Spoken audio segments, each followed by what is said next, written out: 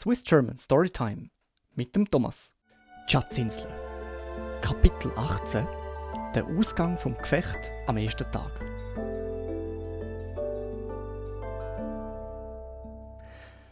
Wir sind so schnell wie möglich durchs schmale Stock Wald gesprungen, wo uns vom Pfahlwerk getrennt hat, und bei jedem Schritt, wo wir gemacht haben, sind die Stimmen der Meuterer näher gekommen. Bald haben wir ihre schnellen Schritte und das Knacken der Äste, wenn sie durch ein Gebüsch gekommen sind, können hören. Ich habe angefangen zu merken, dass wir ein ernsthaftes Gefecht haben würden, habe zum Zündkraut von meiner Muskete geschaut und gesagt: «Kapitän, der Trelawney ist ein sicherer Schütz. Geben Sie ihm Ihres Gewehr. Sein eigenes ist unbrauchbar.» Sie haben ihre Gewehr austauscht und der Trelawney, der sich die ganze Zeit sehr ruhig und kaltblütig benommen hat, ist einen Augenblick stehen geblieben, zum Nachschauen, ob mit dem Gewehr alles ganz in Ordnung ist. Weil ich gemerkt habe, dass der Grey unbewaffnet war, habe ich ihm meinen Stutzsäbel gegeben. Es hat uns allen von Herzen gut getan, zu sehen, wie er in die Hand gespeuzt, seine Augenbrauen zusammengezogen und die Klinge durch die Luft pfeifen lassen hat. Wir haben an jedem Muskel von seinem Körper klar und deutlich gesehen, dass unser neuer Waffengefährte sein Salz wert war. 40 Schritte weiter sind wir an den Waldsaum gekommen und haben das Pfahlwerk gerade vor uns liegen gesehen. Wir haben die Umzäunung ungefähr in der Mitte von der Südseite erreicht und fast im gleichen Augenblick sind 7 Meuterer erschienen, an ihrer Spitze der Bootsmann, der Hiob Anderson, in vollem Lauf am Südwestecken. Sie sind zurückgeprallt, wie wenn unsere Anwesenheit sie überrascht hätte. Und bevor sie zur Besinnung gekommen sind, haben nicht nur der Squire und ich, sondern auch der Hunter und der Joyce im Blockhaus Zeit genug gehabt zum Schiessen. Die 4 Schüsse sind nicht als Salve gekommen, aber sie haben ihren Zweck erfüllt. Ein von den Finden ist zu Boden gefallen und die übrigen sind sofort umgekehrt und unter den Bäumen verschwunden. Nachdem wir wieder geladen hatten, sind wir an der Aussenseite der Palisade angegangen, um nach dem gefallenen Find zu schauen. Er war maustot, durchs Herz geschossen. Wir haben uns über unseren guten Erfolg gefreut. Da hat gerade im gleichen Augenblick ein Pistolenschuss aus dem Gebüsch geklopft. Eine Kugel ist nahe an meinem Ohr vorbeigepfiffen und der Arm Redruth ist taumelt und der Länge nach umgekehrt. Der Squire und auch ich haben den Schuss erwidert. Weil wir aber kein Ziel gesehen haben wir wahrscheinlich nur unser Pulver vergeudet. Darauf haben wir unsere Gewehr wieder geladen und haben unsere Aufmerksamkeit dem armen Tom zugewendet. Der Kapitän und der Grey sind schon dabei gewesen, ihn zu untersuchen. Und ich habe mit einem halben Blick gesehen, dass alles vorbei war. Ich glaube, die Schnelligkeit, mit der wir Pistolenschüsse erwidert haben, hat die Meuterer nochmal auseinandergejagt. Weil sie haben uns ohne weitere Belästigung den brav alten Förster über die Palisade lupfen lassen. Dann haben wir den stöhnenden Mann, der viel Blut verloren hat, ins Blockhaus getragen. Der arme alte Kerl. Er hat vom ersten Beginn von unseren Schwierigkeiten bis zu dem Augenblick, wo wir ihn im Blockhaus zum Sterben niedergelegt haben, kein Wort von Überraschung, Klage, Furcht oder auch nur Zustimmung geäussert. Wie ein Trojaner hat er seinen Posten hinter der Matratze im schmalen Gang behauptet. Er hat jeden Befehl schweigend, hartnäckig und genau ausgeführt. Er war 20 Jahre älter als der älteste von uns und jetzt hat der brummig, aber treue und nützliche alte Diener für uns müssen sterben. Der Squire ist neben dem auf die Knie gefallen, hat seine Hand geküsst und hat dabei wie ein Kind geblägt. «Muss ich gehen, Herr Doktor?» hat der Tom gefragt.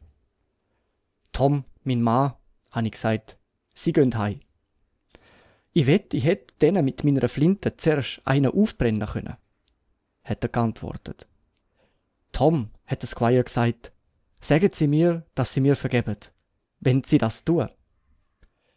«Wär da respektvoll, Squire», ist seine Antwort gewesen. «Wenn das so ist, dann sag's so. Amen.» Nach einem kurzen Schweigen hat er gesagt, seiner Meinung nach soll jeder von uns ein Gebet lesen.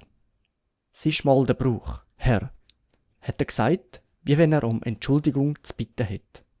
Nicht lang darauf ist er dahingeschieden, ohne noch ein Wort zu reden. Unterdessen hat der Kapitän, dem seine Taschen komisch gepackt gesehen sind, wie mir bereits aufgefallen ist, eine grosse Menge verschiedene Gegenstände vorgeholt. Die britische Flagge, eine Bibel, ein Knäuel ziemlich dicker Bindfaden, Tinte, Federn, das Logbuch und mehrere Pfundpakete Tabak. Er hat innerhalb der Einzäunungen einen ziemlich langen Fichtenstamm gefunden, von dem die Äste schon abgehackt sind. Den hat er mit der Hilfe vom Hunter am Eck vom Blockhaus aufgerichtet, wo die Baumstämme im rechten Winkel aufeinander gekommen sind. Dann ist er aufs Dach geklettert und hat von Hand die englischen Farben aufgezogen. Diese Handlungen haben sein Herz scheinbar sehr erleichtert. Er hat das Blockhaus wieder betreten und hat angefangen, unsere Vorräte aufzuzeichnen, wie wenn es sonst nichts auf der Welt geben würde. Bei all dem hat er sich auch um den Tom gekümmert. Und sobald alles vorbei war, ist er mit einer zweiten Flagge angetreten und hat die ehrfurchtsvoll über die Leiche ausbreitet. Dann hat er dem Squire die Hand geschüttelt und gesagt: «Nehmen Sie sich's nicht zu sehr zu Herzen, Herr Trelawney. Ist wohl, um einen Mann, der für seine Pflicht, für seinen Kapitän und seinen Herr gestorben ist, brauchen wir keine Sorge zu haben, dass er nicht in den Himmel kommt. Da ist vielleicht nach der Glaubenslehre nicht richtig, aber es ist Tatsache.» Darauf hat er mich beiseite gezogen und gesagt: «Dr. Livesey, in wie vielen Wochen erwarten Sie und der Squire die Ankunft vom zweiten Schiff, wo uns angesendet werden soll?» Ich habe ihm gesagt, es handle sich dabei nicht um Wochen, sondern um Monate. Erst wenn wir gegen Ende August nicht zurück wären, hätte der Blandly das zweite Schiff schicken sollen, um nach uns zu suchen. Aber weder früher noch später. «Sie können sich's also selber ausrechnen», habe ich gesagt. Ja», hat der Kapitän geantwortet, sich am Kopf kratzt. «Und wenn ich noch so sehr auf die Güte der Vorsehung rechne, Doktor, will ich sagen, wir sind in einer ziemlichen Klemme.» «Wieso?» «Es ist jammerschade, Doktor, dass wir die zweite Bootsladung verloren haben», hat der Kapitän geantwortet. «Mit unserem Pulver und dem Blei mögen wir standhalten, aber die Rationen sind knapp, sehr knapp. So knapp, Dr. Livesey, dass es vielleicht gerade so gut ist, den Esser weniger zu haben.» Und mit diesen Worten hat er auf den Leichnam unter der Flagge gezeigt. Gerade in dem Augenblick ist schwirrend eine Vollkugel hoch über dem Dach vom Blockhaus übergeflogen und ist weit hinter uns in den Wald eingeschlagen. «Oho!» hat der Kapitän gerufen. «Pulvert nur drauf los! Ihr habt jetzt schon wenig Pulver, meine Jungens!» Der zweite Schuss war besser gezielt. Die Kugel ist innerhalb der Palisade eingeschlagen und hat eine Sandwolke aufgeworfen, hat aber sonst keinen Schaden angerichtet. «Kapitän», hat der Squire gesagt, «das Haus ist vom Schiff aus vollständig unsichtbar. Es muss die Flagge sehen, worauf sie zielen. Wäre es nicht weiser, sie einzuziehen?» «Meine Flagge streichen?» hat der Kapitän gerufen. «Nein, Herr, das tue ich nicht.» Und ich glaube, wir sind alle seiner Meinung gesehen, sobald er die Worte ausgesprochen hat.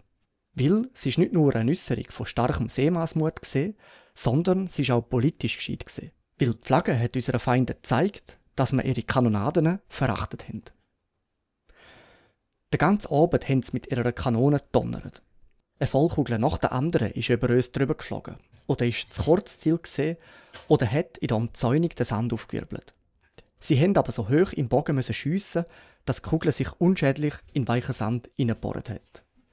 Wir mussten kein Abprallen von der Kugel fürchten. Eine ist allerdings durch das Dach vom Blockhaus durchgeschlagen und durch den Boden wieder austreten. Aber wir haben uns schon bald an den Spass gewöhnt und haben uns so wenig darum gekümmert, wie wenn Cricket gespielt werden. «Ein gutes hat das alles», hat der Kapitän bemerkt. «Der Wald zwischen uns und dem Strand ist wahrscheinlich nicht vom Find besetzt. Die Eben ist mittlerweile ein gutes Stück zurückgegangen. Wahrscheinlich liegen unsere Vorräte jetzt noch mehr im Wasser. Freiwillige vor, zum das Pökelfleisch holen.» Der Gray und der Hunter sind die ersten gesehen, die vortreten sind. Gut bewaffnet haben sie sich aus dem Pfohlwerk rausgeschlichen, aber ihr Unternehmen hat sich als unausführbar erwiesen. Die Meuterer sind kühner gesehen, als man geglaubt hatten. Oder sie haben mehr Vertrauen in Israel seine Schiesskünste gehabt. Weil 4 oder 5 von ihnen sind eifrig damit beschäftigt gewesen, unsere Vorräte wegzuschleppen. Und sind mit ihnen bis zu einer von den Gigs gewartet, wo ganz in der Nähe gelegen ist und sich ab und zu mit dem Ruderschlag gegen die Strömung gehebt hat. Der Silver ist hineingehockt und hat das Kommando geführt. Und jeder einzelne von ihnen ist jetzt mit einer Muskete ausgestattet gewesen, wo sie aus irgendeinem geheimen Magazin genommen haben. Der Kapitän hat sich an sein Logbuch gehockt und hat seine Einträgungen folgendermaßen angefangen. Der Alexander Smollett, Schiffer. Der David Livesey, Schiffsarzt. Der Abraham Gray, Zimmermannsmat. Der John Trelawney, Eigentümer. Der John Hunter und der Richard Joyce, Diener vom Eigentümer, keine Seeleute. Das sind alle, die von der Schiffsgesellschaft treu geblieben sind. Sie sind mit Vorräten für 10 Tage bei knappen Rationen heute an Land gekommen und haben auf dem Blockhaus der Schatzinsel die englische Flagge aufgezogen. Der Thomas Redruth, Diener vom Eigentümer, Förster, von den Meutern, erschossen. Der James Hawkins, Kajütenbub. In dem Augenblick habe ich für mich selber gedacht, wie es wohl am armen Jim Hawkins gegangen ist. Da ist auf der Landseite vom Blockhaus gerufen worden. «Einer ruft uns an», hat der Hunter gesagt, wo wach hat. «Doktor, Squire, Kapitän!» «Hallo, Hunter, sind ihr das?» hat es draussen gerufen. Und ich bin an die Tür gelaufen und bin gerade noch zur rechten Zeit gekommen, um den Jim Hawkins heil und gesund über die Palisade klettern zu sehen.